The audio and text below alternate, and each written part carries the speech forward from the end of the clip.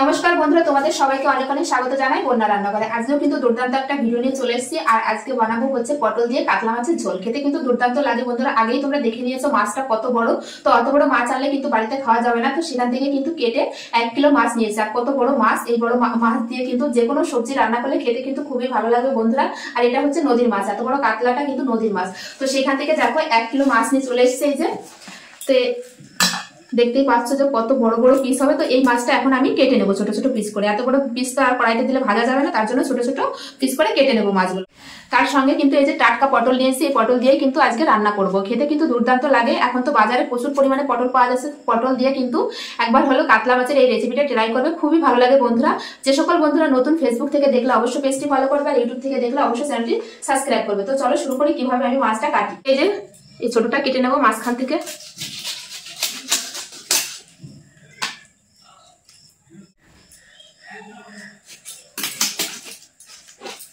কাটাটা কিন্তু খুব শক্ত, যেহেতু বড় মাছ। তো এবার বড় টুকরো যে মাছ, এটা কিন্তু কেটে নেব। এই যে হাফ হাফ করে কিন্তু কেটে নেব প্রথমে। তো দেখো এখন পিস পিস করে কেটে নেব মাঝখান থেকে। তো দেখো মাংসের মতন কিন্তু পিস হচ্ছে। তো এই মাছটার ওজন কিন্তু 12 কিলো ছিল। যেহেতু বড় মাছ, একটু ছোট ছোট করে পিস করছি, তাহলে কিন্তু মশলাটা খুব ভালোভাবে যাবে মাছের ভিতরে, আর খেতেও কিন্তু খুব ভালো লাগবে। কাঁটাটা দেখো কতটা মোটা আর কতটা শক্ত।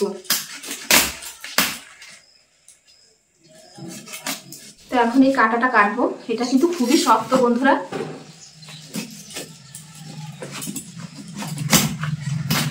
তো সব মাছগুলো কিন্তু কাটা হয়ে গেল। এখন মাছগুলো খুব সুন্দর করে ধুয়ে নিয়ে মশলাপাতি নিয়ে ফিরে আসছি। মাছগুলো কিন্তু খুব সুন্দর করে ধুয়ে নিয়ে চলে এসেছি। পরিমাণ মতো মাছ নিয়েছি, আর বাকিটা কিন্তু রেখে দিয়েছি। এখন মাছের ভিতর দিয়ে দেবো লবণ, আর দিয়ে দেবো হলুদ গুঁড়ো, দিয়ে খুব সুন্দর করে মেখে নেব।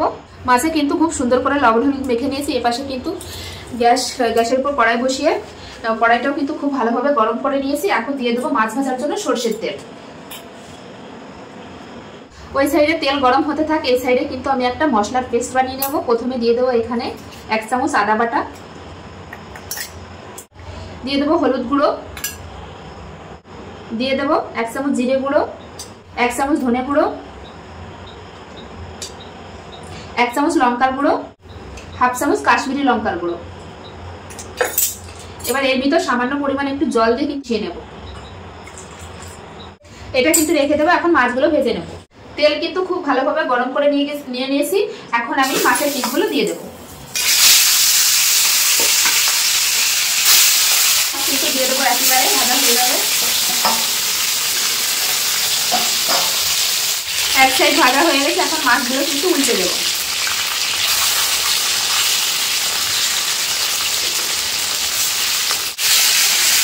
উল্টে পাল্টে লাল লাল করে ভেজে নেব। মাছগুলো কিন্তু উল্টে পাল্টে আমি লাল লাল করে ভেজে নিয়েছি। এখন মাছগুলো তুলে নেব।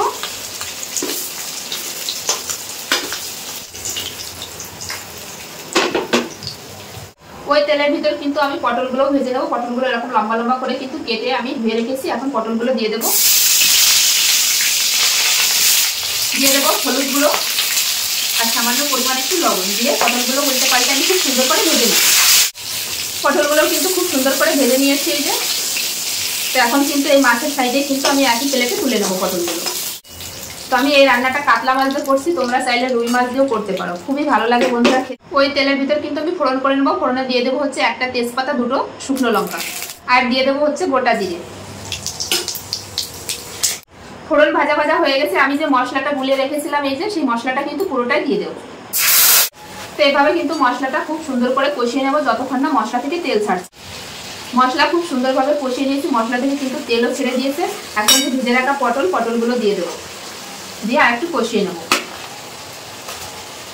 এবার দিয়ে দেবো স্বাদ অনুসারে লবণ, দিয়ে আর একটু কষিয়ে নেব।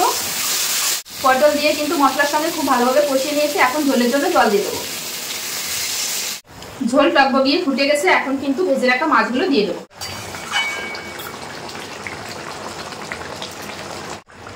মাছ দেওয়ার পরেও কিন্তু আমি খানিকক্ষণ ফুটিয়ে নিয়েছি। আর দেখো উপরে কিন্তু তেল ভেসে গেছে, আর কত সুন্দর হয়েছে, আর কালারটা দেখো কত সুন্দর এসেছে। পটল দিয়ে কাতলা মাছের ঝোল কিন্তু একদমই রেডি। তো এখন আমি উপর দিয়ে দেবো একটু গরম মশলা গুঁড়ো, দিয়ে একটু নেড়ে নিয়ে নামিয়ে নেবো। দিয়ে যে নামিয়ে নেবো একটা প্লেটে। তো দেখো কত সুন্দর হয়েছে। একটা প্লেটে কিন্তু নামিয়ে নেবো। প্লেটে নামিয়ে নিয়েছি, দেখো কত সুন্দর দেখা যাচ্ছে বন্ধুরা। আর এরকম পটল দিয়ে কাতলা মাছের ঝোল যদি গরম ভাতে থাকে আর কিছুই লাগবে না বন্ধুরা। তো আজকের এই রেসিপি পটল দিয়ে কাতলা মাছের ঝোল কেমন লাগলো বন্ধুরা অবশ্যই কমেন্টে জানিও বন্ধুরা। ভালো লাগলে অবশ্যই লাইক কমেন্ট শেয়ার করো, আর শেয়ার করে কিন্তু নতুন বন্ধুদের দেখার সুযোগ করে দিও। এরকম নিত্য নতুন ভিডিও দেখতে হলে অবশ্যই বন্যা রান্নাঘর চ্যানেলটি সাবস্ক্রাইব করবে, আর যারা ফেসবুক থেকে দেখছো তারা কিন্তু পেজটি ফলো করবে। তো দেখো বন্ধুরা কত সুন্দর হয়েছে কিন্তু। আর তোমাদের কাছে কেমন লাগলো রান্নাটা অবশ্যই কিন্তু কমেন্টে জানিও। আজকের মতো ভিডিওটি এখানেই শেষ করছি, আবার দেখা হচ্ছে নতুন কোনো রেসিপির সঙ্গে।